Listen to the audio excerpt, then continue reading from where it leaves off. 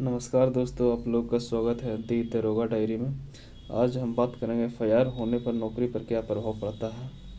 अगर किसी व्यक्ति पर एफआईआर हो जाए या पुलिस केस दर्ज हो जाए तो उसकी सरकारी नौकरी चली जाती है। क्या पुलिस वेरिफिकेशन में एफआईआर दिखाई देता है?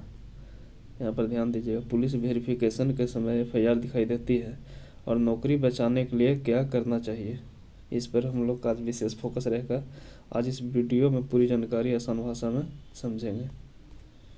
सबसे पहले यह समझना जरूरी है कि एफआईआर दर्ज होना और अपराध सिद्ध होना।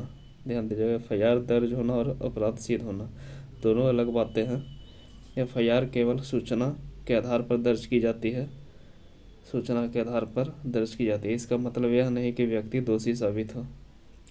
जब तक कोर्ट दोषी घोषित नहीं करती तब तक वह कानूनी रूप से आरोपी माना जाता है, अपराधी नहीं। यहाँ पर ध्यान दीजिएगा, जब तक कोर्ट किसी व्यक्ति को दोषी घोषित नहीं करती,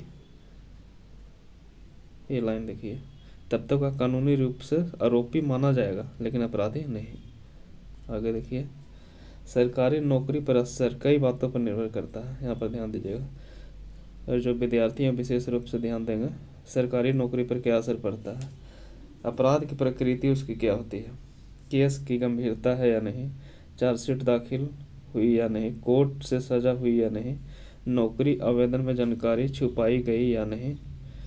अगर व्यक्ति ने नौकरी फॉर्म में एफआईआर या केस की जानकारी छुपाई तो बाद में समस्या हो सकती है। देखिए, कई लोग यहीं पर गड़बड़ करते हैं और नौकरी के चक्कर में एफआईआर या केस जिस पे रहता है वो छुपा लेते हैं और उनका बाद में वेरिफिकेशन में बहुत प्रॉब्लम होता है। तो ये सब आपको नहीं करना है। अगर एफआईआर है तो उसमें फॉर्म भरते समय आप सही अपना एफआईआर या केस का जो भी जानकारी है देंगे। कई मामलों में विभागीय जांच के बाद निर्णय लेना होता है। होता क्या है कि दोस्तों, जब नौकरी लग जाती है तो विभाग जांच करता है, इसकी प्रकृति देखती है कि इसमें से कितना, अगर इसमें से कोई भी मामला गंभीर प्रकृति का है तो उसको दिक्कत हो सकता है, अन्यथा नहीं। आगे देखिए, पुलिस वेरिफिकेशन के दौरान थाना पर आप जब जाते हैं पुलिस वेरिफिकेशन करने, ज्वाइनिंग लेटर लेने के पहले का जो प्रोसेस होता है तो वह रिकॉर्ड चेक करता है।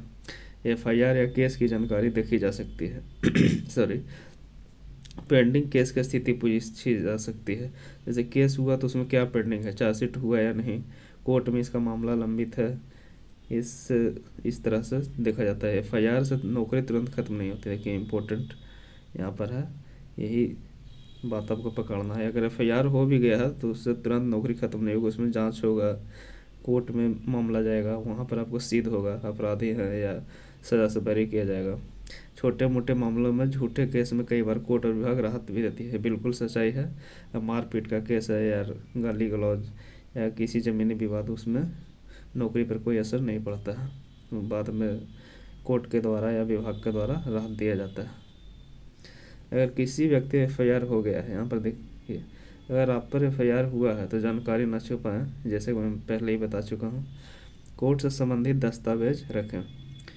कोर्ट से जो भी आपको दस्तावेज मिलता है, बेल ऑर्डर या स्टे ऑर्डर, तारीख पर आने के लिए, वो सब कागजात आप संभाल कर रखें। बेल ऑर्डर और केस स्टेटस संभाल कर रखना है। वकील आप रख सकते हैं, उससे लीगल एडवाइस लें। और जांच प्राधिकारी, पुलिस प्राधिकारी को जांच में सहयोग करें, कोर्ट में सहयोग करें। गलती कभी नहीं छुपाएं, जो भी आपका एफआईआर हो उसको छुपाना नहीं है।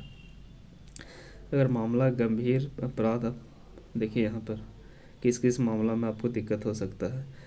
अगर मामला गंभीर अपराध, भ्रष्टाचार, महिला से अपराध है या नैतिक अधमता, छेड़छाड़ की मामला, तो विभाग कड़ी कार्रवाई कर सकता है, लेकिन हर केस में नौकरी जाना जरूरी नहीं है। ये सब अगर मामला है के ऊपर में तो दिक्कत हो सकता है, ये हर मामला में ज़रूरी नहीं है कि आपको दिक्कत होगा। उम्मीद है आपको जानकारी उपयोगी लगी होगी। अगर आप पुलिस जांच, कानून और वास्तविक प्रक्रिया से जुड़ी जानकारी चाहते हैं तो द दरोगा डायरी को सब्सक्राइब जरूर करें। धन्यवाद।